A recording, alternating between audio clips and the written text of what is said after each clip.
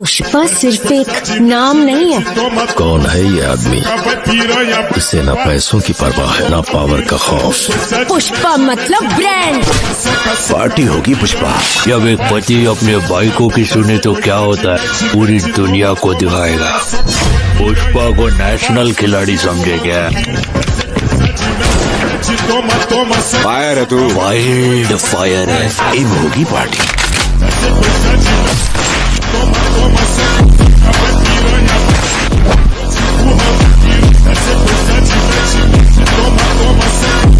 पुष्पा का उसूल करने का फसूल।